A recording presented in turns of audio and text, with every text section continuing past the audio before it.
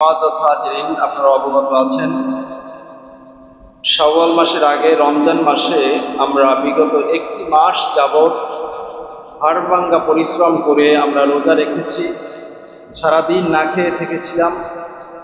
আবার রাত্রে 20 রাকাত তারাবির নামাজ আদায় করতে হতো। আবার তারাবির নামাজ আদায় করে আমরা একটু ঘুমিয়ে পড়বো, ফজর পর্যন্ত ঘুমাবো, তারও কোনো সুযোগ ছিল না। ভোর রাত্রে উঠে আবার সাহারি খাইতে হইতো, সে কিনা বলেন। পুরা 24টা ঘন্টাই আপনাকে তাড়ার উপরে থাকতে হবে। তার মানে একটি মাস যাবৎ কোনো স্বস্তি ছিল না, সবসময় শুধু ব্যস্ততার মাঝে আমাদের পুরা মাসটি কাটেছে, ঠিক কিনা বলেন। তো এখন এই একটি মাস যাবৎ আমরা যে কষ্ট করে রোজা রাখলাম, রোজা রাখছি শেষ, রোজার কথা ভুলে গেছি, কিন্তু ওই রোজাটা আমার কবুল হয়েছে কিনা এই চিন্তা কি আমার মাথায় একবার আসছে? রোজা রাখলাম, আল্লাহ তাআলার পক্ষ থেকে ফরজ করা হয়েছে, রোজা রাখা শেষ, কিন্তু আপনার আমার এই কষ্টের রোজাটা আল্লাহ তাআলা কবুল করেছেন কিনা তার কোনো প্রমাণ, তার কোনো দলিল, তার কোনো আলামত আপনার আমার কাছে কি আছে? বন্ধুরা আমার, আজকের এই সংক্ষিপ্ত সময়ে আমরা এই গুরুত্বপূর্ণ বিষয়ের উপরে আলোচনা শুনব যে আমার পিছনের একটি মাসের রোজা কবুল হয়েছে কি হয় নাই। জানার দরকার আছে কি নাই? আগের যুগের নবীর উম্মতেরা যখন কোরবানি করতেন, তাদের কোরবানির পশুটাকে আকাশ থেকে আগুন এসে জ্বালিয়ে পুড়িয়ে ছাই বানিয়ে চলে যাইতো আগে। যদি কারোটা না জ্বালাইতো, আগুন না আসতো, তাহলে প্রমাণ হতো যে তার কোরবানি আল্লাহ তাআলা কবুল করেন নাই। তো তারা কোরবানি করার পরে খুব দ্রুত তারা প্রমাণ পেয়ে যায়। কিন্তু উম্মতে মুহাম্মাদি, তাদের জন্য এই তাৎক্ষণিকভাবে কবুল হওয়া বা না হওয়ার কোনো অপশন রাখা হয় নাই। এটা একটা লজ্জারও বিষয়। মনে করেন আমি এত বড় হুজুর, নামাজ পড়লাম, আমার নামাজই আল্লাহ কবুল করলেন না যে কোনো কারণে, এটা আমি জানলাম এবং আমার সাথে সবাই সামাজিকভাবে জেনে ফেলল, এটা একটা লজ্জার বিষয় না? শরীয়তে সবকিছু স্পষ্টভাবে বর্ণনা করা হয়েছে। আপনি এই পথে চলবেন, এটা করবেন, এটা বর্জন করবেন, এটা ধরবেন, এটা ছাড়বেন। এই রুলসের ভিতরে থেকে আপনি সব ইবাদতগুলো করবেন, আশা করবেন যে আপনার আমার ইবাদত কবুল করবেন কে? আল্লাহ। এই আশা একান্তভাবে 100% মনের মাঝে দৃঢ়তার সাথে থাকতে হবে। এটাই হলো ইখলাস। আমি করেছি আমার রবের জন্য, আমার রব আমার ইবাদত কবুল করবেন। আমি সুদ খাই না, ঘুষ খাই না, আমি মানুষকে ঠকাই না, আমার আকীদা খারাপ না, আমি শিরক করি না, আমি বেদাতের সাথে সম্পৃক্ত নই, তার মানে আমি বান্দার ইবাদত আমার আল্লাহ কবুল করবেন, ঠিক কিনা বলেন? বন্ধুরা আমার, যদিও উম্মতে মুহাম্মাদি কোনো ইবাদতের ক্ষেত্রে গ্যারান্টি দিতে পারে না যে আমার এই ইবাদতটা কবুল হয়েছে কি হয় নাই, ঠিক কিনা বলেন? তবে একটা ইবাদত কিন্তু আছে যেটার গ্যারান্টি আছে, করলেই কবুল। তার নাম কি কেউ বলতে পারেন? দরুদ শরীফ। আমি পিছনেও বলছি, একমাত্র ইবাদত দরুদ শরীফ।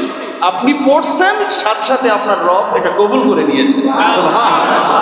এছাড়া অন্য কোনো ইবাদত নেই যেটা কবুলের কোনো গ্যারান্টি আছে বান্দার কাছে।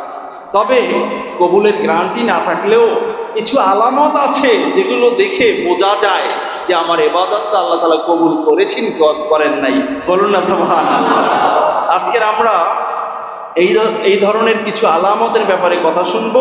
বেশ কয়েকটা আলামত আমি এখানে নোট করে এনেছি, যেগুলোর মাধ্যমে আমরা বুঝতে পারবো যে আমাদের রমজানের রোজা কবুল হয়েছে কি হয় নাই, ঠিক কিনা বলেন?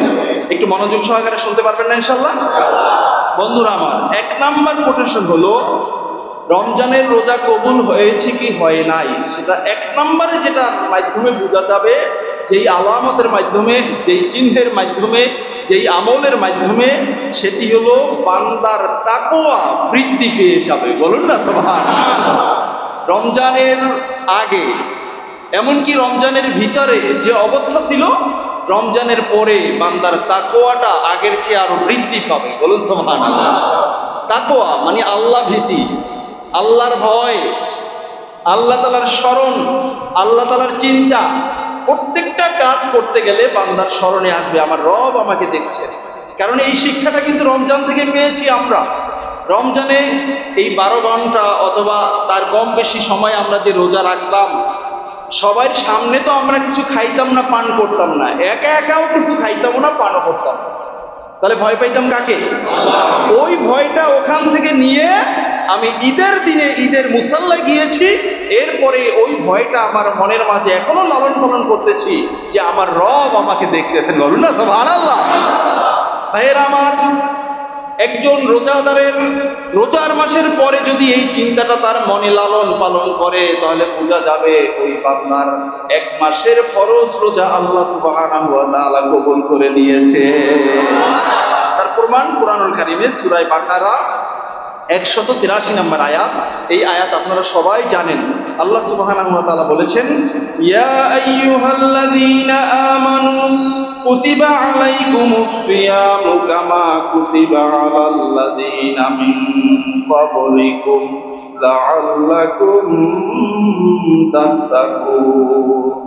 আল্লাহ সুবহানাহু ওয়া তাআলা এই আয়াতে কারিমে বলছেন যে মুমিন বান্দারা, তোমাদেরকে আমি রোজা ফরজ করেছি, শুধু তোমরাই একমাত্র জাতি নয় যাদের উপরে আমি রোজা ফরজ করেছি, বরং তোমাদের পূর্ববর্তী যত নবী রাসূলদের উম্মতেরা অতিবাহিত হয়েছেন তাদের উপরেও আমি রোজা ফরজ করেছিলাম। বলুন না সুবহানাল্লাহ।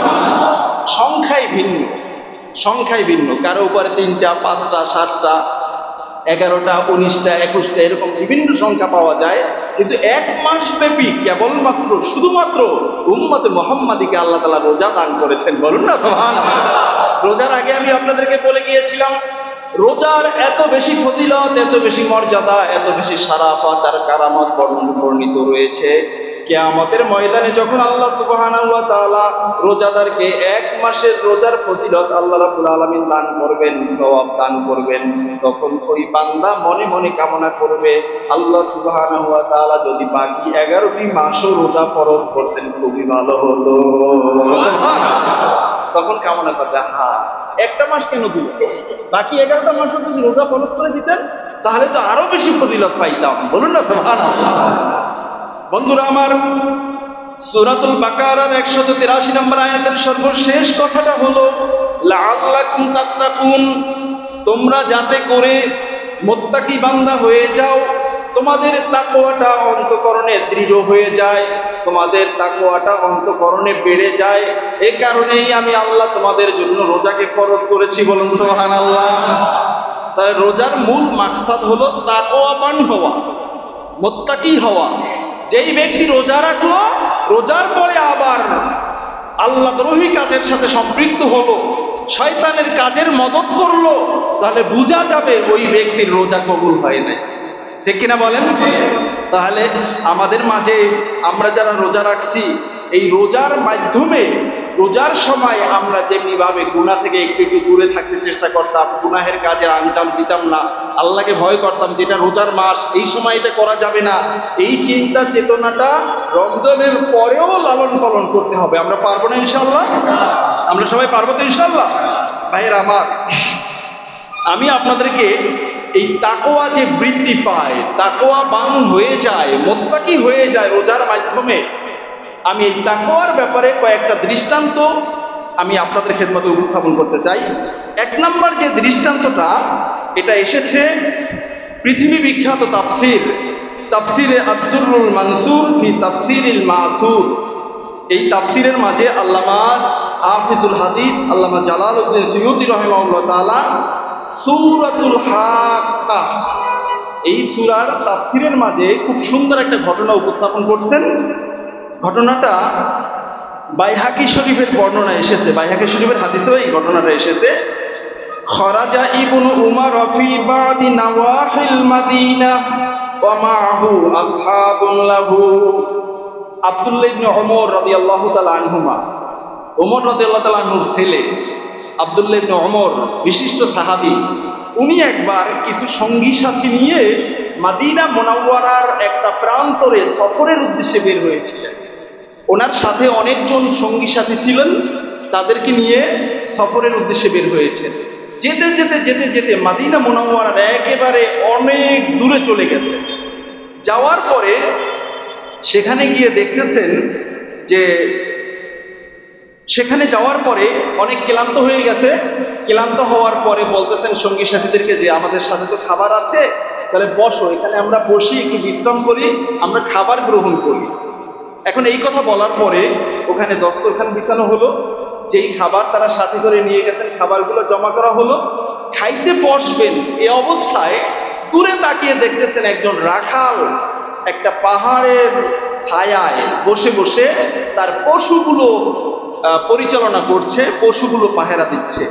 তখন আব্দুল্লাহ ইবনে ওমর রাদিয়াল্লাহু তাআলা আনহু ওই রাখালকে ডাক দিলেন, রাখাল, এত প্রচন্ড রৌদ্রের মাঝে তুমি এখানে একা একা বসে পশু পাহারা দিচ্ছ, তুমি আসো আমাদের সাথে, তুমি আমাদের খানায় শরীক হও, আমরা একত্রে খানা খাই।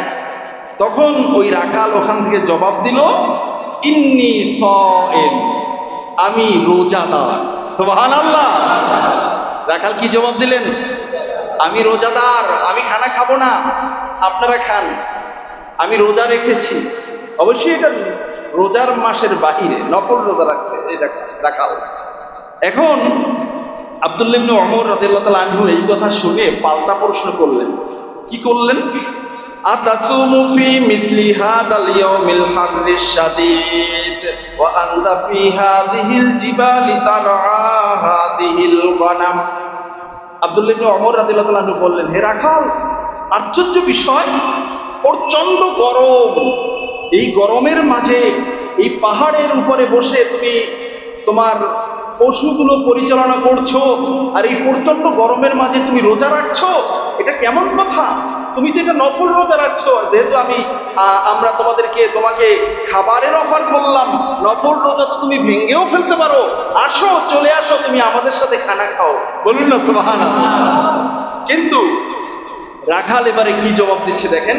রাখাল বলতেছেন যে হুজুর, আপনি ডাকছেন, আপনাকে আমি চিনি, আপনি খলিফাতুল মুমিনিন, আমিরুল মুমিনিন হযরত ওমর রাদিয়াল্লাহু তাআলা আনহুর ছেলে, বিশিষ্ট সাহাবী আপনি আব্দুল্লাহ ইবনে ওমর, আপনি আমাকে ডাকছেন, আপনাকে আমি চিনি, আমি আপনার ডাকে সাড়া দিয়ে আমার নফল রোজা ভেঙে ফেলবো, আমি খানা খাবো, আপনাদের সাথে শরীক হব, এটা আমি পারবো না। বরং ইন্নী ওয়াল্লাহি আবাদিরু আইয়ামিল খাদিয়া, আমি রাখাল হতে পারি কিয়ামতের ময়দানে যখন কেউ কারো কোনো কাজে আসবে না, সেই দিনের পাথেও আমি অর্জন করতেছি নফল রোজা রেখে। বলুন সুবহানাল্লাহ। যে সেই দিন হলো আইয়ামুল খালিয়া, কেউ কারো কোনো উপকারে আসবে না। আজকের একটু গরমের মাঝে, রৌদ্রের মাঝে কষ্ট করে রোজা রাখছি, এই কষ্ট তো কিয়ামতের তুলনায় কোনো কিছুই না। কিয়ামতে বিশাল কষ্ট, বিশাল মুসিবতের দিন, সূর্য থাকবে মাথার উপরে, বিশাল কষ্ট, 50,000 বছর দাঁড়িয়ে থাকতে হবে। সেই কঠিন দিনের জন্য আমি রাখাল সামান্য কষ্ট করে আমি রোজা রেখে পাথেও অর্জন করছি। বলুন না সুবহানাল্লাহ। জবাবটা শুনে আব্দুল্লাহ ইবনে ওমর রাদিয়াল্লাহু তাআলা আনহু অবাক হয়ে গেলেন। কিরে রাখাল, কিন্তু জবাব তো দিচ্ছে বিশাল তাকওয়াপূর্ণ জবাব, বিশাল পরহেজগার, বিশাল মুত্তাকি মানুষ, অনেক বড় মানুষের মতো তার কথার ওয়েট। তো এখন আব্দুল্লাহ ইবনে ওমর রাদিয়াল্লাহু তাআলা আনহু চিন্তা করলেন যে আসলে সে কতখানি শক্ত, তাকে একটু পরীক্ষা করি, একটু যাচাই বাছাই করি। এখন আব্দুল্লাহ ইবনে ওমর রাদিয়াল্লাহু তাআলা আনহু তাকে বলতেছেন, রাখাল, ঠিক আছে, খানা খাইও না, আসো, কথা শোনো। কাছে আসছে, আসার পরে বলছেন যে দেখো, তোমার এতগুলো মেষ, এতগুলো বকরি দুম্বা তুমি পরিচালনা করছো, তুমি আমাদের কাছে একটা বকরি বিক্রি করো, বিক্রি করলে এই টাকা তোমাকে দিব, এই টাকা দিয়ে তুমি ইফতারি করতে পারবা, তোমার হাতে কিছু টাকাও থাকলো, তুমি যে কোনো কাজে তুমি খরচ করতে পারবা। তখন রাখাল জবাব দিচ্ছেন, ইন্নাহা লাইসাত লি বিগনাম, ইন্নাহা গনামু সাইয়্যিদি। বলছে, হুজুর, আপনার এই কথা আমি রাখতে পারলাম না। এই বকরি, এত শত শত বকরি দেখছেন, পশু দেখছেন, উট দুম্বা দেখছেন, এগুলোর একটাও আমার না, সবগুলো হলো আমার মালিক, আমার মনিব। উনি আমাকে রাখালগিরি করার জন্য আমাকে পাঠিয়েছেন, ওনাকে আবার সবগুলো ফেরত দিতে হবে। বলুন না সুবহানাল্লাহ। এখন আব্দুল্লাহ ইবনে ওমর রাদিয়াল্লাহু তাআলা আনহু তাকে পরীক্ষা করার জন্য পাল্টা প্রশ্ন করলেন যে হে রাখাল, তোমার মালিক খুব ভালো করে জানে এই মরুভূমির মাঝে, এই পাহাড়ের মাঝে অনেক বাঘ থাকে, অনেক সময় অনেক পশুর পালের উপরে বাঘ আক্রমণ করে পশু নিয়ে যায়। তুমি তোমার মালিককে গিয়ে বলবে যে বস, একটা বকরি বাঘে নিয়ে গেছে, আমি ঠেকাইতে পারি নাই, এই কথা বললে তোমার মালিক তোমাকে আর কোনো খারাপ কোনো গালিগালাজ বকাবকি কিচ্ছু করবে না, কিচ্ছু বলবে না। তখন ওই রাখাল আব্দুল্লাহ ইবনে ওমর রাদিয়াল্লাহু তাআলা আনহুর দিকে তাকাইলেন, তাকাইয়া কি করলেন, ফাওয়াল্লার রাই আনহু ওয়া হুয়া রাফিউ ইসবাহি ইলা সামাই ওয়া হুয়া ইয়াকুল।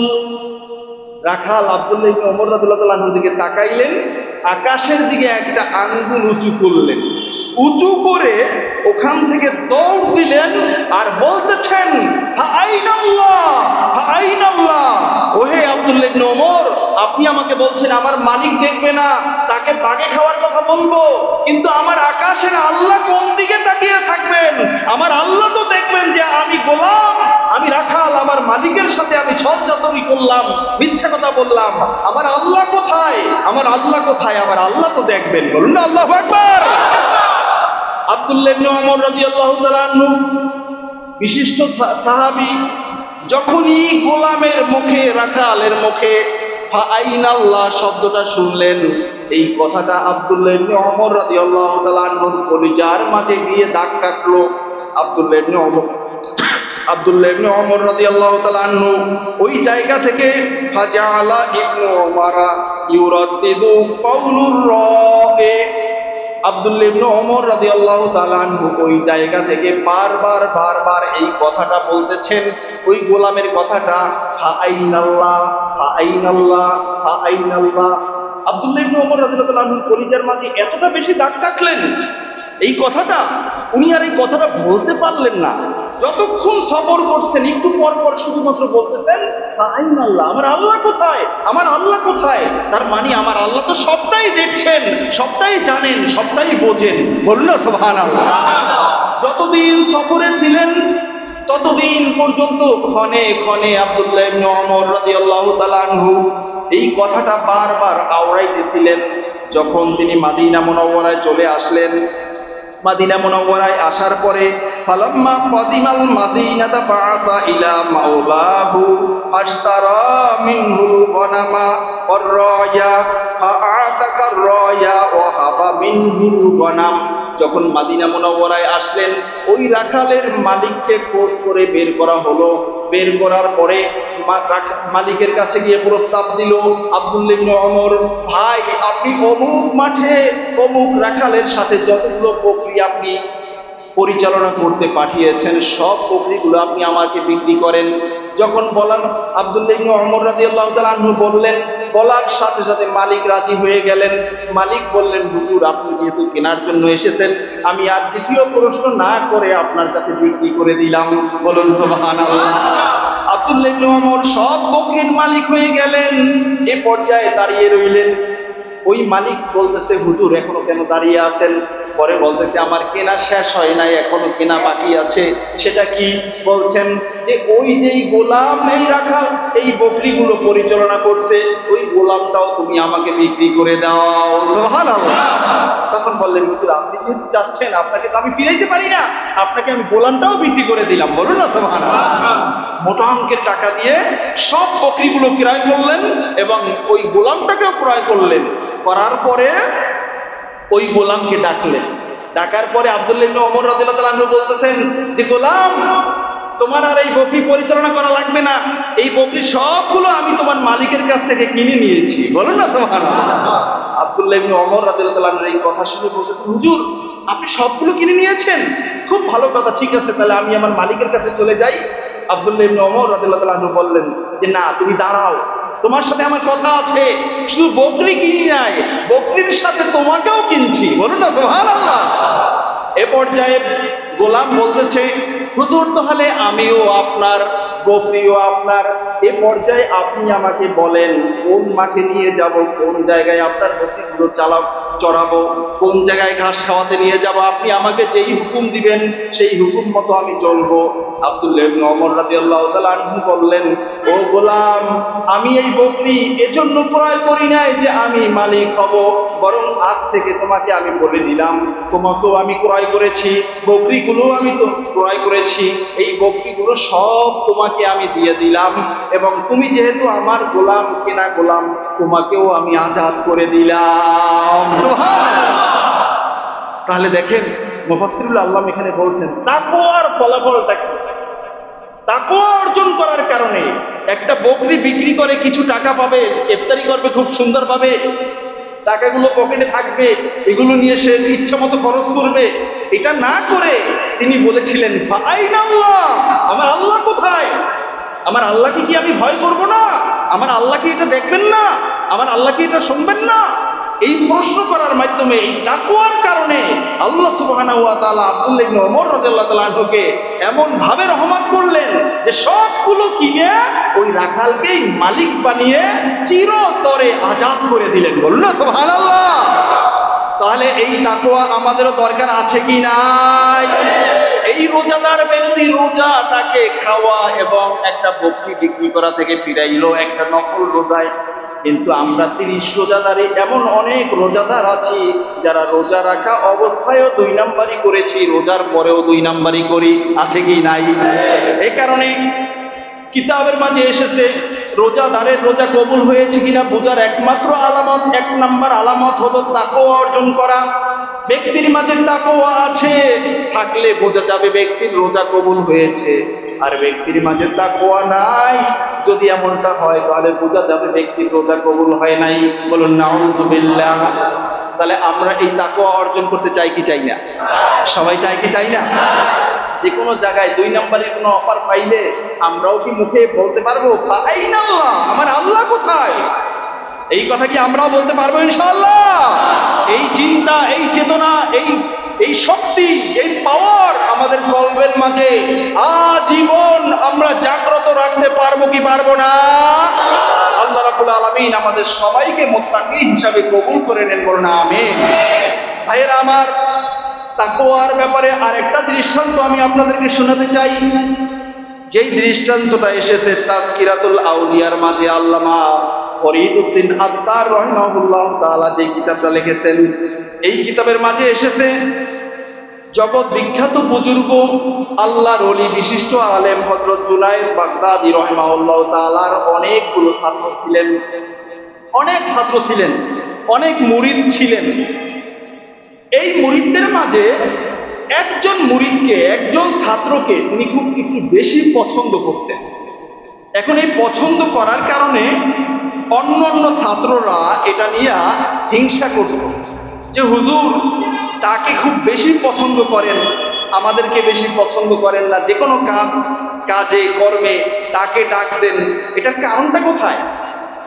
তখন জুনায়েদ বাগদাদী রাহিমাহুল্লাহ তাআলা এই বিষয়টা বুঝতে পারছেন যে আমি যে তাকে একটু বেশি ভালোবাসি, এটা অন্য ছাত্ররা সহ্য করতে পারতেছে না, তারা এটা ভালোভাবে নিতে পারতেছে। তখন জুনায়েদ বাগদাদী রাহিমাহুল্লাহ তাআলার আশেপাশে যে ছাত্রগুলো থাকে, এই ছাত্রগুলোর একদিন সকালে আসতে বলছে। আসার পরে জুনায়েদ বাগদাদী রাহিমাহুল্লাহ তাআলা তার আরেক খাদেমকে বললেন, আমার এখানে যতগুলো ছাত্র আছে সব ছাত্রের হাতে একটা মুরগি আর একটা ছুরি উঠিয়ে দাও। সবাই হাতে একটা মুরগি একটা ছুরি দেওয়া হলো। দেওয়ার পরে জুনায়েদ বাগদাদী রাহিমাহুল্লাহ তাআলা বলছেন যে তোমাদেরকে সময় দেওয়া হলো আসর পর্যন্ত, এই আসর পর্যন্ত তোমরা এই মুরগি নিয়ে চলে যাবে, এমন একটা জায়গায় গিয়ে তোমরা জবেহ করে নিয়ে আসবে যেই জায়গায় জবেহ করলে কেউ দেখতে পাবে না, যাও। এটা বলে সব ছাত্রদেরকে ছুটি দিয়ে দিয়েছে যে জবেহ করে আসরের সময় নিয়ে আসবে। এখন টাইম দিতে আসরের সময়, অনেকে জবেহ করে জহুরের সময়, জহুরের পর থেকে আসা শুরু হয়ে গেছে। হুজুর আনছি, কোথায় বসে জবেহ করছো? যে হুজুর কেউ দেখে নাই, অমুক পাহাড়ের চিপায় গিয়ে জবেহ করছি। আবার আরেকজনকে জিজ্ঞাসা করে কই বসে জবেহ করছো? হুজুর কেউ দেখে না, আমার বাড়ির ছাদের উপরে কেউ ছিল না, সেখানে চারপাশে দেয়াল ছিল, আমি এখানে বসে জবেহ করে নিয়ে আসছি। সবাই নিজস্ব জায়গার কথা বললেন, এক একজন এক এক নিরাপদ জায়গায়, নীরব জায়গায় জবেহ করে হুজুরের মুরগি এনে ফেরত দিলেন। একজন আসেন নাই। আসরের নামাজের রক্ত শেষ, মাগরিবের আগে আগে একজন চলে এসেছেন। আসার পরে দেখতেছেন যে ওনার যেই মুরগি আর যেই ছুরি হুবহু নিয়ে চলে আসতেন, উনি আর জবেহ করেন নাই।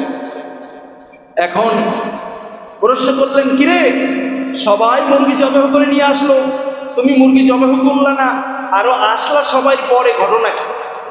তখন ওই মুরিদ জবাব দিচ্ছেন যে হুজুর, আপনি তো শর্ত দিয়েছিলেন যে মুরগি জবাহ করব এমন একটা জায়গায় যেই জায়গায় কেউ দেখতে পাবে না। তো আমি বহু জায়গায় গিয়েছি, আমি এমন একটা জায়গা পাই নাই যেখানে আমাকে কেউ দেখবে না।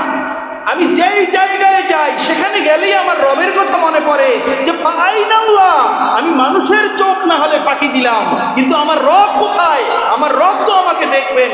হুজুর, এই কারণে আমি শর্তও পুরো করতে পারি নাই, আর আপনার মুরগিও জবাহ করতে পারি নাই। এই নেন আপনার মুরগি। বলুন না আল্লাহু আকবার। তখন জুনায়েদ বাগদাদী রাহিমাহুল্লাহ তাআলা বললেন, ও আমার ছাত্ররা, দেখলে তো তোমরা তার জবাবটা কেমন। এই তাকওয়া তার ভিতরে রয়েছে, এটা আমি তোমরা ধরতে না পারলেও আমি জুনায়েদ বাগদাদী সেটা জানি, যেহেতু আমি ওস্তাদ এবং তোমরা আমার ছাত্র।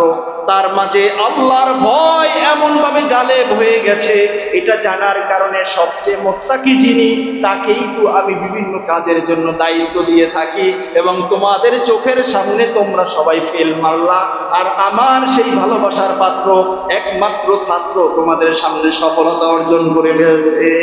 সুবহানাল্লাহ। যে এই কারণে আমি তাকে ভালোবাসি। তাহলে বুঝলাম কি, সব জায়গায় আল্লাহ আছেন কি নাই? সব জায়গায় আছেন কি নাই? এখন কেউ কেউ ডাই খায়, ঘরের দরজা বন্ধ করে, কেউ তো দেখবে না, পুলিশ তো দেখবে না, অমুক তো দেখবে না, তাস খেলে, জুয়া খেলে, দরজা বন্ধ করে, আছে কি নাই?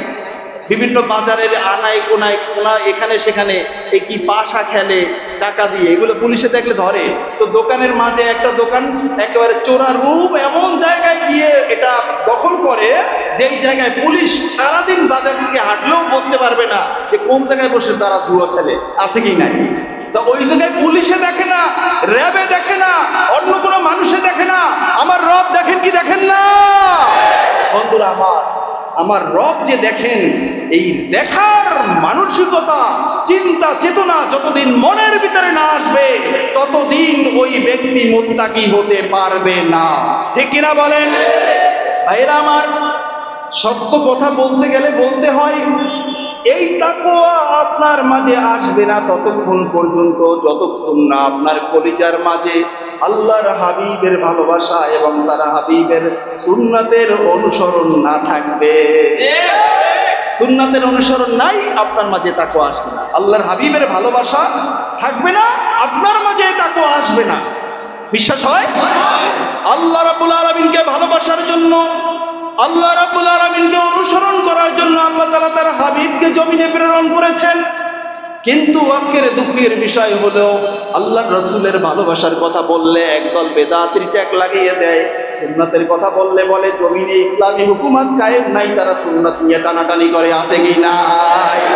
আর এই কারণেই আমরা দেখতে পাই সোনার বাংলাদেশ, পীর আউলিয়ার বাংলাদেশ, যেই বাংলাদেশে অনেক হক্কানি দরবার এখনো রয়েছে, অনেক আশিক রাসূল এখনো রয়েছে, এই দেশের মাঝে এমন অনেক হাজার হাজার লক্ষ লক্ষ মুসলিম জনতা একত্রিত হয় আমার নবীর নামের স্লোগান দিতে কুণ্ঠবোধ করে। ঠিক কিনা বলে? আমার নবীর স্লোগানটা তাদের নাম মুখে আসে না, আমার নবীর কালিমাটা তাদের মুখে আসে না। আল্লাহর কসম করে বলছি, সোনার বাংলাদেশের 18 কোটি মানুষ যদি এই ধরনের মুসলমান হয়ে যায়, এই জমিনে আল্লাহর রসুলের দিন কায়েম হবে না। এই জমিনে আল্লাহর রসুলের দিন কায়েম হবে না। এই জমিনে দিন কায়েম হতে পারে আমাদের চোখের দিন, আমাদের নিজস্ব মন গড়া মতবাদ অনুযায়ী দিন ইসলাম। ঠিক কিনা বলেন? কিন্তু ওইটা তো আল্লাহর রসুলের দিন নয়। আল্লাহর রসুলের দিন ইসলাম যেটা ছিল, বন্ধুরা আমার, ইতিহাস পড়েন আপনারা দেখবেন, এখানে আমি বেশ কয়েকটা কোট করে নিয়ে এসেছি, বিভিন্ন হাদিসের কিতাবে, সিরাতের কিতাবের মাঝে এসেছে। সাহাবায়ে কেরামগণ রাদিয়াল্লাহু তাআলা আনহুম আজমাইন বলেছেন, ওয়াকানা শিয়ারুনা ইয়া মুহাম্মদ ইয়া মানসুর। জিহাদের ময়দানে যখন আমরা দিন প্রতিষ্ঠার জন্য, জীবন দেওয়ার জন্য যাইতাম, ওই জিহাদের ময়দানে আমাদের স্লোগান ছিল ইয়া মুহাম্মদ। আল্লাহু আকবার। জিহাদের ময়দানের স্লোগান আমাদের থাকতো ইয়া মুহাম্মদ। সুবহানাল্লাহ। আবার অন্য এক বর্ণনা এসেছে, ওয়াকানা শিয়ারুহুম ইয়াওমা ইযিন। জিহাদের দিনে, সেই জিহাদের ময়দানে সাহাবায়ে কেরামদের স্লোগান ছিল ইয়া মুহাম্মাদা। আল্লাহু আকবার। আগেরটা বললাম ইয়া মুহাম্মদ, পরেরটা হলো ইয়া মুহাম্মাদা, এটা আরো মারাত্মক। আপনারা যারা আরবি বোঝেন আপনারা অবশ্যই বুঝতে পেরেছেন। ইয়া মুহাম্মাদা, শেষে একটা আলিফ আছে, দালের পরে একটা আলিফ এবং একটা হা। এই আলিফটাকে বলা হয় আলিফে ইস্তেগাসা, সাহায্য সূচক আলিফ। কারো কাছে যদি সাহায্য চাওয়া হয় তার নামটার পরে যদি এই আলিফটা লাগানো হয় তাহলে বোঝা যায় যার নামটা বলেছে তার কাছে সাহায্য চাওয়া হয়। তার মানে জিহাদের ময়দানে সাহাবায়ে কেরাম যখন কিং কর্তব্য বিমূঢ় হয়ে যাইতেন, তারা আল্লাহর কাছে সাহায্য চাওয়ার পাশাপাশি আল্লাহর হাবিবের কাছে সাহায্য চাইতেন। আল্লাহর হাবিবকে তারা ডাক দিতেন, ইয়া মুহাম্মাদা, আমরা আপনার উম্মত বিপদে পড়েছি, আপনি আমাদেরকে সাহায্য করেন। আল্লাহু আকবার। সাহায্য কার কাছে চাইতেন? আল্লাহর কাছে, আল্লাহর রাসূলের কাছে।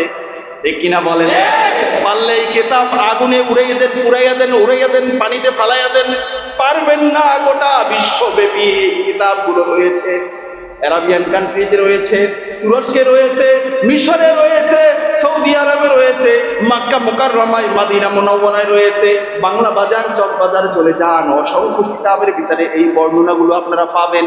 সুবহানাল্লাহ। তাহলে আল্লাহর রাসূলের নাম দরকার আছে কি নাই? বন্ধুরা আমার, শুধু এখানে শেষ নয়। যখন আমাদের নবী রাহমাতুল লিল আলামিন মদিনা মুনাওয়ারায় হিজরত করে গিয়েছিলেন, মদিনা মুনাওয়ারায় হিজরত করতেন, এই ঘটনাটা অনেক আগেই মদিনা মুনাওয়ারার মানুষরা জানতো। এই কারণে ইতিহাসের মাঝে এসেছে। প্রত্যেকদিন সকাল বেলায় মদিনা মুনাওয়ারার আবাল বৃদ্ধা বনিতা সব মানুষগুলো, ছোট বড় বুড়া যুবক, সব মানুষগুলো সকালবেলা ফজরের পরে তারা বিভিন্ন অলি গলিতে গিয়ে দাঁড়িয়ে থাকতো যে মুহাম্মদ সাল্লাল্লাহু আলাইহি সাল্লাম আসতেছেন কিনা, আসলে তাকে আমরা স্বাগতম জানাবো। বলুন সুবহানাল্লাহ। এরকম প্রত্যেক দিন সকালে আসেন, যখন রৌদ্রের তাপটা বেড়ে যায় জহুরের রক্তে তারা আবার নিজের বাড়িতে ফেরত যান। এভাবে কয়েকদিন পর্যন্ত চলতেছে। হঠাৎ করে একদিন ঘোষণা আসলো, একজন ইহুদি ডাক দিয়ে বললেন, ও আহলু ইয়াসরিব, এই ইয়াসরিবের মানুষেরা, তোমরা যার জন্য অপেক্ষা করছো, দেখো দেখো, ঘোড়ার পিঠে চড়ে মরুভূমির বালুকে উড়িয়ে উড়িয়ে সেই মহামানব তোমাদের কাছে চলে এসেছে। ইহুদি এই ঘোষণা শোনার সাথে সাথে মদিনা মুনাওয়ারার যুবক বৃদ্ধ বনিতা সব মানুষগুলো, এমনকি মহিলারা পর্যন্ত সবাই বাহিরে চলে আসতেন। মহিলারা ছাদের উপরে উঠতেন, পুরুষেরা গলিতে গলিতে অলিতে গলিতে সব জায়গায় সয়লাভ হয়ে গেছেন, সব জায়গায় চলে এসেছেন। ওই দিনে তাদের স্লোগানটা ছিল, ইয়া মুহাম্মাদু ইয়া রাসূলুল্লাহ, ইয়া মুহাম্মাদ ইয়া রাসূলুল্লাহ, ইয়া মুহাম্মাদ ইয়া রাসূলুল্লাহ। এই স্লোগান দিয়ে দিয়ে গোটা মদিনা মুনাওয়ারার মাটিকে উর্বর করেছিলেন। তাহলে ইয়া মুহাম্মদ নারায়ে রিসালাত স্লোগান ইসলামে আছে কি নাই? যারা মানে না তারা আমার নবীর ইসলাম মানে না। ঠিক কিনা বলেন? আমার নবীর ইসলামের ভিতরে দুইটা পার্ট, একটা হলো তাওহীদ আর একটা হলো রিসালাত। যারা রিসালাত মানে না, যারা তাওহীদ মানে, তারা ফেরাউন মার্কা মুসলমান, তারা নমরুদ মার্কা মুসলমান। যদি কৌশলের সাথে নারায়ে রিসালাত স্লোগানকে বাদ দেওয়া হয়, তারা কখনো মুসলমান হতে পারে না। ভুলে হয়ে যায়,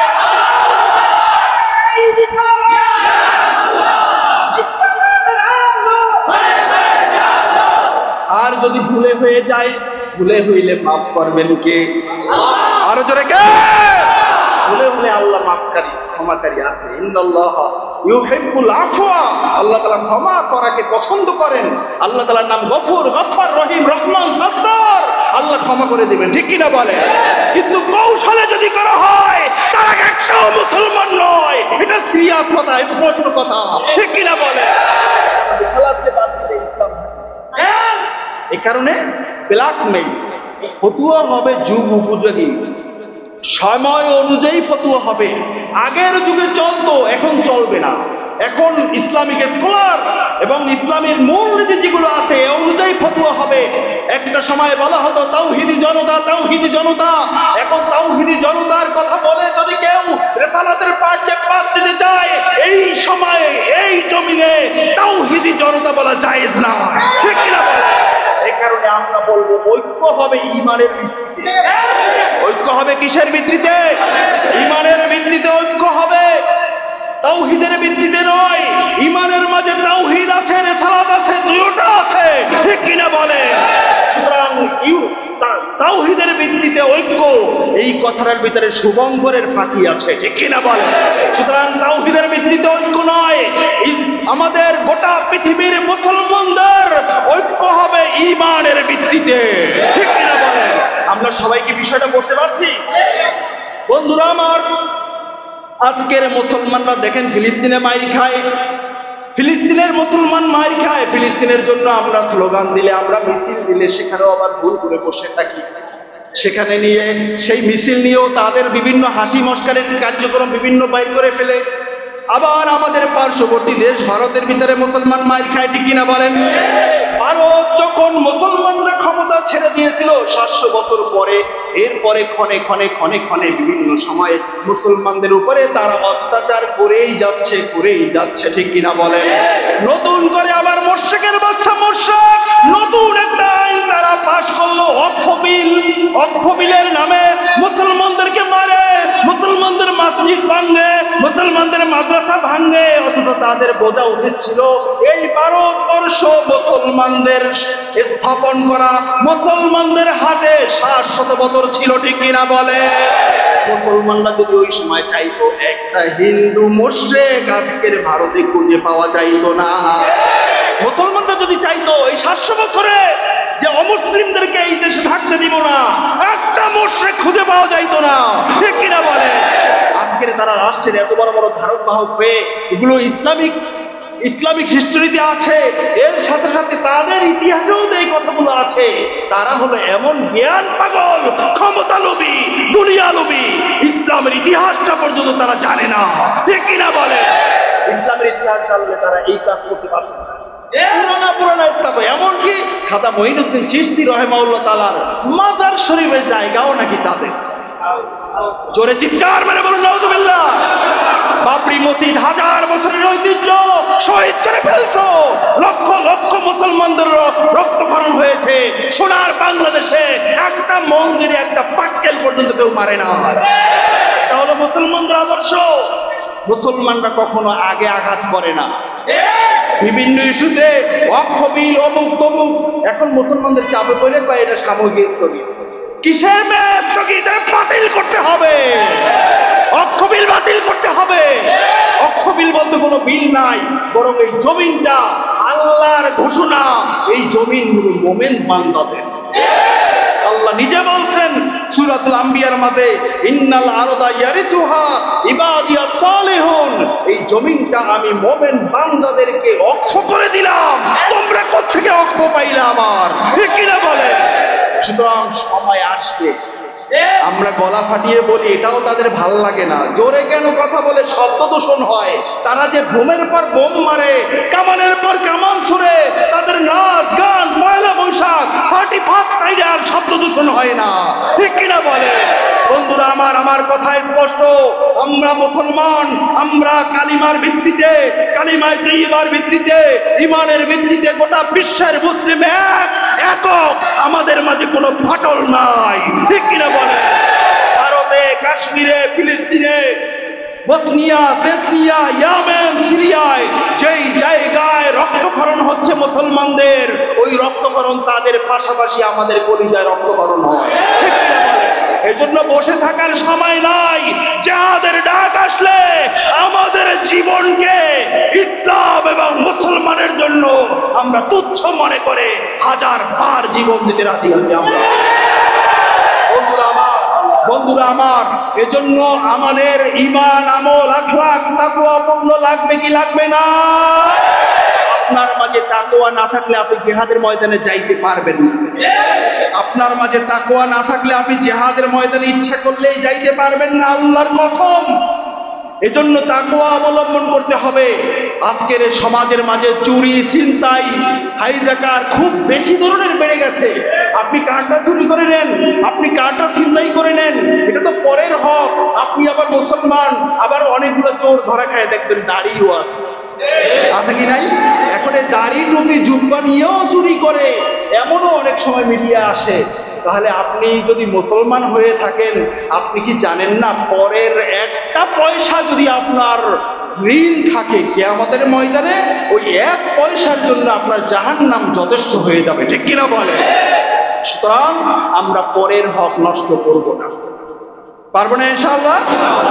যে যার কাছে যত ঋণ আছে সব ঋণ অনেক দ্রুত পরিশোধ করব। তার কারণ গোটা বিশ্বের অবস্থা একেবারেই ভালো না, কোনো অংশেই ভালো না, কোনো অংশেই ভালো দিন যাচ্ছে না। যে কোনো মুহূর্তে গোটা বিশ্বের মানবতার উপরে বিশাল বর্বরতা, বিশাল বিশাল ধ্বংস নেমে আসবে। তখন মুসলমানদের ঈমান ছাড়া কোনো কিচ্ছু কাজে আসবে না, ঠিক কিনা বলে? আপনার ব্যাংকে জমানো কোটি কোটি টাকা, আপনার চেক আপনি হাতে নিতে পারবেন না, ব্যাংকের কাছে গিয়ে ব্যাংক খুঁজে পাবেন না। এমন সময় সামনে আসবে যদি যদি যদি আল্লাহর খলিফা ইমাম মাহদী আলাইহিস সালাম আসার সময় ঘনিয়ে আসে। আর যদি সেটা আরো বিলম্বিত হয়, আরো পরে হয়, তাহলে এরকম মারামারি, কাটাকাটি, হানাহানি চলতে থাকবে কত বছর, কত শত বছর চলবে, এটা আল্লাহই ভালো জানে। কিন্তু ওই সময়টা যদি কাছে আসে ইমাম মাহদী আলাইহিস সালামের আত্মপ্রকাশের, তাহলে সময় বেশি নাই, যে কোনো মুহূর্তে সব কিছু লন্ডভন্ড হয়ে যাবে, বুঝে উঠতেও পারবেন না, ঠিক কিনা বলে? এজন্য আমার পার্সোনাল জীবন আল্লাহর কাছে দোয়া করি, আল্লাহ আমি বক্তা, হাদিসে আছে কিয়ামতের ময়দানে আগে ডাকবে বক্তাকে। ওয়াজ করছলা কি জন্য? নিজে আমল করতে পারো নাই। আমি আজকের এই হাজার হাজার মুসল্লি ভাইদের কাছে আমি আপনাদের খতিব সাহেব দোয়া চাই, আল্লাহ তাআলা যেন আমার তাকওয়াটাকেও আকাশচুম্বী করে দেন। আল্লাহ তাআলা যেন প্রকাশ্যে অপ্রকাশ্যে পরিপূর্ণ তাকওয়ার ধারক বাহক আমি সাইফুল ইসলাম যশোরীকে আল্লাহ তাআলা বানিয়ে দেন, বলুন আমিন। আমি আপনাদের জন্য কলিজা থেকে দোয়া করি, আল্লাহ তাআলা আমার এই মসজিদের একটা যুবক থেকে আমাদের ময়দানে আল্লাহর প্রশ্নের সম্মুখীন না হতে হয়, বিনা হিসাবে যেন আল্লাহ তাআলা আপনাদেরকে পার করে দেন, বলুন আমিন। আমরা চাই কি চাই না? এজন্য একটা পুত পবিত্র জীবন চাই, তাকওয়াপূর্ণ জীবন চাই, আল্লাহ রাসূলের ভালোবাসা জড়িত জীবন চাই, সুন্নাত তরিকা আমার মাঝে রয়েছে এমন একটা জীবন আমি চাই, ঠিক কিনা বলেন? আল্লাহ রাব্বুল আলামিন কবুল করুন, আমিন। বন্ধুরা আমার, তাহলে গোটা বিশ্বব্যাপী মুসলমানরা যে মার খাচ্ছে, মার খাইবে, এই সময় এই ধরনের অবস্থা আসবে, এটা হাদিসে আসবে। কিন্তু তাই বলে মুসলমানরা তো আমরা বসে থাকতে পারি না। মুসলমানরা বসে থাকার জাতি নয়, মুসলমানরা ধৈর্য ধারণ করে। ধৈর্যের বাঁধ ভেঙে গেলে এক একটা মুসলমানের এক একটা জবান হবে শানিত তরবারি, ঠিক কিনা বলেন? তরবারিতে কল্লা কাটা লাগবে না, মুসলমানদের কথায় কল্লা কেটে যাবে। এমন মুসলমান জমিনে আছে, বিশ্বাস করেন আর না করেন, আছে। এবং ওই কাফেলা আরো ভারী হবে, ওই কাফেলা, ওই সংখ্যা আরো বাড়বে, গোটা বিশ্বব্যাপী ছড়িয়ে যাবে। বলবেন এখন বসে আছেন কেন, এখন কিছু বলে না কেন? তারা বলতে পারেন, না জানেন না দেখে বলেন। তারা ইচ্ছে করলেই বলবে না, তারা ওই সময় বলবে যেই সময় আল্লাহ রাসূলের অনুমতি চলে আসবে। আল্লাহ এই জমিনটাকে বানাইছেন অজা, আল্লাহ তাআলা এই জমিনটার সব কিছু মানুষের জন্য আল্লাহ তাআলা তৈরি করে রেখেছেন, এটা আল্লাহর সংসার। ইমাম মাহদী আলাইহিস সালাম আসা মানে সব তছনছ হয়ে যাওয়া। আল্লাহ কখন করবেন, আল্লাহ রাসূল কখন এটা ইচ্ছে করবেন, এটা আল্লাহ রাসূলই ভালো জানেন। এটা আমার মতো তোমার মতো বল্টুর ইচ্ছায় চিন্তায় হবে না, ঠিক কিনা বল? সুতরাং আমরা চাই এই জমিনে ইসলাম কায়েম হবে, সেই সু অবস্থা আমরা দেখে মরতে চাই, ঠিক কিনা বলেন? মুসলমানরা যেমনি ভাবে কাঁদে, মুসলমানরা আবার হাসবে, সেই হাসির সিজন আমরা দেখে মরতে চাই, ঠিক কিনা বলেন? তাহলে আল্লাহ রাসূলের ভালোবাসা লাগবে কি লাগবে না? বন্ধুরা আমার, আমি এখানে ছোট্ট একটা নোট নিয়ে আসছি। রমজান মাসে আমি যে উমরায় গিয়েছিলাম, এখান থেকে একটা হাদিস আমি আপনাদের জানাতে চাই। হাদিসটা হলো, ঈদের পরের দিনে আমি কয়েকজন সাহাবীর বাড়িতে গিয়েছি। গত জুমার আগের জুমায় আমি আপনাদেরকে শুনিয়েছিলাম। এখানে আরেকজন সাহাবীর বাড়িতে আমি গিয়েছিলাম, যেই সাহাবীর নামটা ছিল হযরত উরওয়া ইবনে মাসউদ আস-সাকাফি রাদিয়াল্লাহু তাআলা। ওনার বাড়িতে গিয়েছিলাম। ওনার বাড়িটা মদিনা মুনাওয়ারায় একটা টিলার উপরে, অনেক দূর থেকে বাড়িটা দেখা যায়। বাড়িটা সৌদি সরকার ঘেরাও দিয়ে রাখছে এবং কাজ চলতেছে। হয়তোবা অল্প দিনের মাঝে কাজ শেষ হলে সব হাজি সাহেবের জন্য খুলে দিবে, যারা ইচ্ছা তারা যেতে পারবে, দেখতে পারবে। তো আমি একেবারে ওই বেড়ার পাশে গিয়েছি, ওখানে গিয়ে একটা ভিডিও আমি ছাড়ছি। কিন্তু উরওয়া ইবনে মাসউদ সাকাফি রাদিয়াল্লাহু তাআলা আনহু এত ফজিলতপূর্ণ বা এত মর্যাদাপূর্ণ তার বাড়িটা ঘেরাও দিয়ে রাখছেন, অন্যান্য সাহাবীদের মতো তারা এটা ভেঙে ফেলে নাই কেন? এই কেনর প্রশ্নে আমি আপনাদেরকে বলতে চাই। আপনারা জানেন ৬ষ্ঠ হিজরিতে রাসূলুল্লাহ সাল্লাল্লাহু আলাইহি ওয়াসাল্লাম সাহাবায়ে কেরামদেরকে নিয়ে মদিনা মুনাওয়ারা থেকে মক্কা মুকাররমায় উমরা পালন করার জন্য গিয়েছিলেন। কিন্তু মক্কা মুকাররমার মুশরিকরা শোনার পরে তারা নবীজিকে মক্কা মুকাররমায় ঢুকতে দেয় নাই, বরং হুদাইবিয়া নামক জায়গায় বসে একটা সন্ধি স্থাপিত হয়েছিল। এই হুদাইবিয়া নামক জায়গায় যে সন্ধিটা হয়েছিল, এই সময়ে মুশরিকরা তাদের নেতৃস্থানীয় একজন কূটনৈতিক এই উরওয়া ইবনে মাসউদ আস-সাকাফি রাদিয়াল্লাহু তাআলা আনহু, তখন তিনি ইসলাম কবুল করেন নাই, তাকে মুসলমানদের মনোভাব, আল্লাহ রসুলের চিন্তা চেতনা বোঝার জন্য ওই হুদাইবিয়া নামক জায়গায় আলোচনা করার জন্য পাঠিয়েছিল মুশরিকদের পক্ষ থেকে। তো যখন হযরত উরওয়া ইবনে মাসউদ রাদিয়াল্লাহু তাআলা আনহু নবীজির কাছে গেলেন, হুদাইবিয়া নামক জায়গায় গেলেন, গিয়ে সবকিছু দেখে এসে উরওয়া রাদিয়াল্লাহু তাআলা আনহু তার রেখে যাওয়া বন্ধুদেরকে, মক্কার বড় বড় নেতাদেরকে এসে একটা ব্রিফিং দিয়েছিলেন, একটা বর্ণনা দিয়েছিলেন আল্লাহর রাসূলের ব্যাপারে, সাহাবায়ে কেরামদের ব্যাপারে। এই বর্ণনাটা বুখারী শরীফের হাদিসে এসেছে এবং বড় একটা হাদিস। মাঝখান দিয়ে অল্প কিছু অংশ আমি এখানে লিখে এনেছি, আমি আপনাদেরকে শোনাবো। কিন্তু শোনানোর আগে আমি বলতে চাই, উরওয়া ইবনে মাসউদ আস-সাকাফি রাদিয়াল্লাহু তাআলা আনহু এই নবীজির সাহাবীদের অবস্থা দেখে যখন তার গোত্রের কাছে চলে গেছেন, চলে যাওয়ার পরে সবকিছু জানিয়ে দিয়ে এসে উরওয়া রাদিয়াল্লাহু তাআলা আনহু ইসলাম কবুল করে ফেলতেন। বলেন সুবহানাল্লাহ। সবাইকে ঘোষণা দিলেন, আমাকে পাঠিয়েছিল দেখতে, আমি দেখে যা বুঝলাম, ইসলাম কবুল করা ছাড়া দ্বিতীয় কোনো শান্তির ধর্ম, পথ, মত এই জমিনে আর থাকতে পারে না। আল্লাহু আকবার। এত বড় কূটনৈতিক নেতা, এত বড় জ্ঞানী ব্যক্তি, তিনি প্রকাশ্যে ঘোষণা দিয়ে কালিমা পড়ে মুসলমান হয়ে গেলেন। বলেন সুবহানাল্লাহ। মুসলমান হওয়ার পরে উরওয়া রাদিয়াল্লাহু তাআলা আনহু চলে গেলেন নিজ গোত্রের কাছে ইসলামের দাওয়াত নিয়ে। নিজ গোত্রের বসবাস ছিল তায়েফ নামক জায়গায়। ওই জায়গায় চলে যাওয়ার পরে উরওয়া রাদিয়াল্লাহু তাআলা আনহুর দাওয়াত তো তারা কবুল করেই নাই, বরং তারা উরওয়া রাদিয়াল্লাহু তাআলা আনহুকে ইসলামের দাওয়াত দেওয়ার কারণে শহীদ করে ফেলতে। বলুন নাউযুবিল্লাহ। ওই তায়েফে তাকে শহীদ করে দেওয়া হলো। নবীজির কাছে খবরটা চলে আসলো যে আমার উরওয়াকে তায়েফবাসীরা, নিজ গোত্রের মানুষেরা ইসলামের দাওয়াত দেওয়ার কারণে শহীদ করে ফেলছে। তখন নবীজি একটা কথা বলেছিলেন যে এই উরওয়ার সাথে আল্লাহর পয়গম্বরদের একজন নবীর সাথে মিল আছে। আল্লাহু আকবার। সেই পয়গম্বর হলেন হযরত ইউনূস আলাইহিস সালাতু ওয়াস সালাম। বলুন না সুবহানাল্লাহ।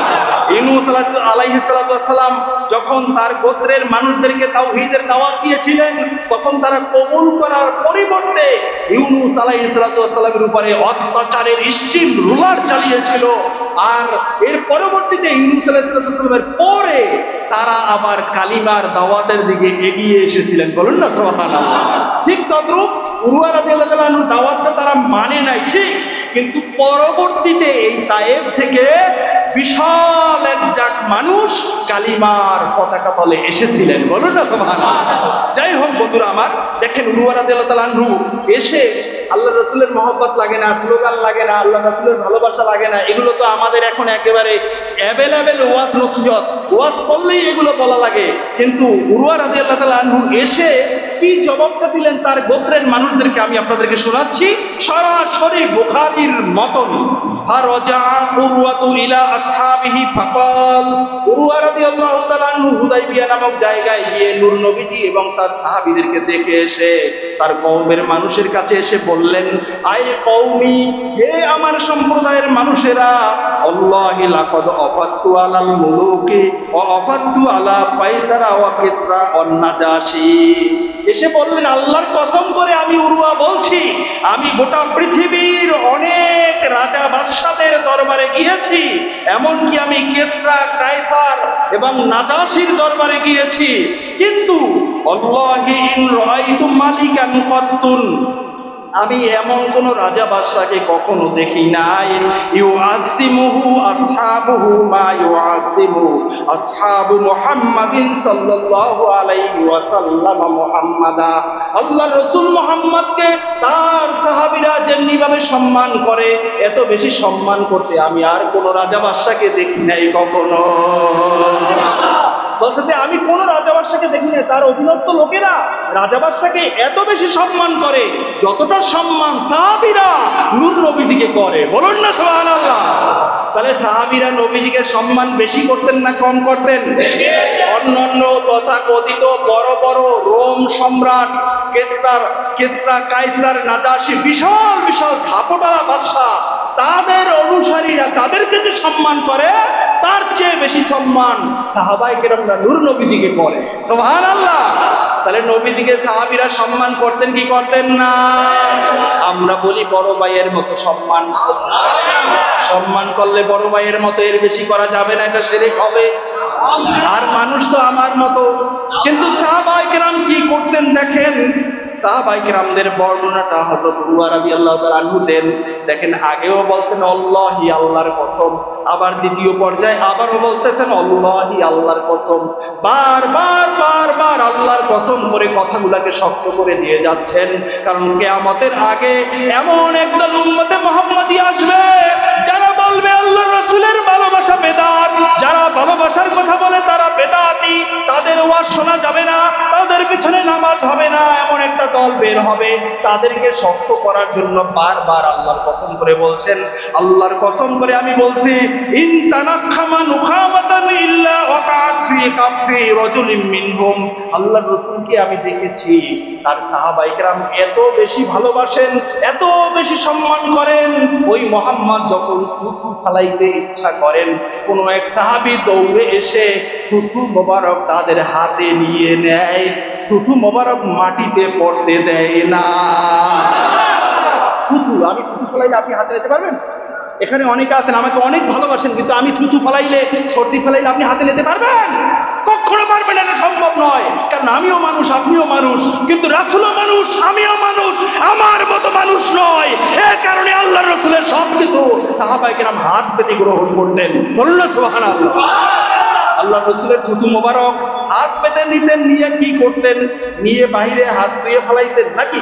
না, তা করতেন না, বরং ফাদালাকা বিহা ওয়াজহাহু ওয়া জিলদাহু, ওই থুতু মোবারক নিয়ে সাহাবায়ে কেরাম তাদের চেহারায় মালিশ করতেন এবং তাদের শরীরে মালিশ করতেন।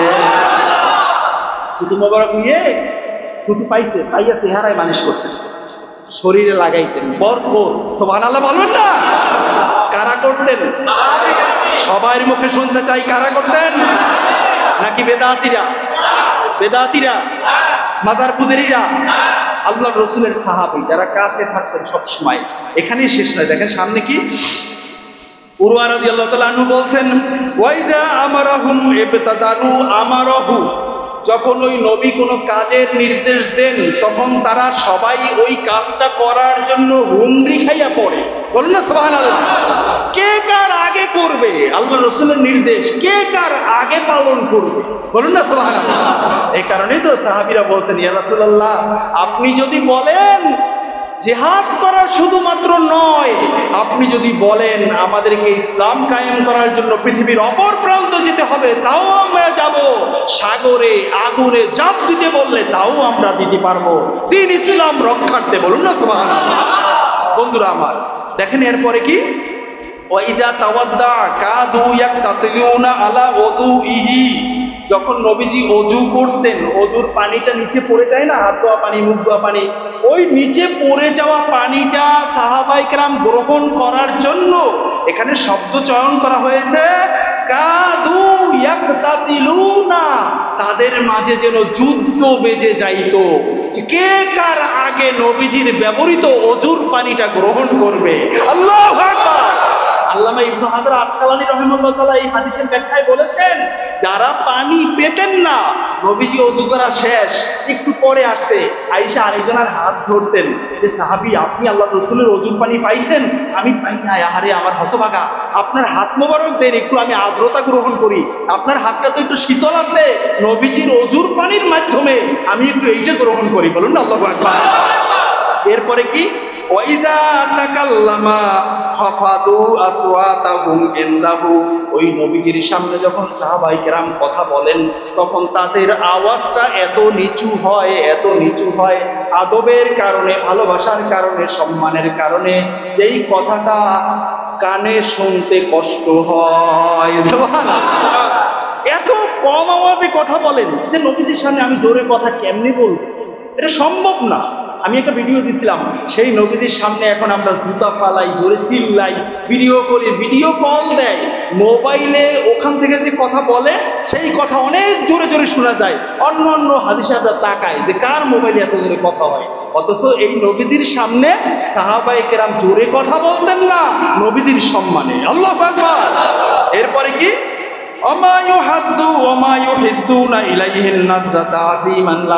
সাহাবীরা সামনে বসে থাকতেন, চোখে চোখ রেখে তাকাইতেন না নবীজির সম্মানের কারণে, চেহারা মোবারকের দিনের দিকে কখনো তারা চোখ উঁচু করে স্থির করে তাকাইতেন না।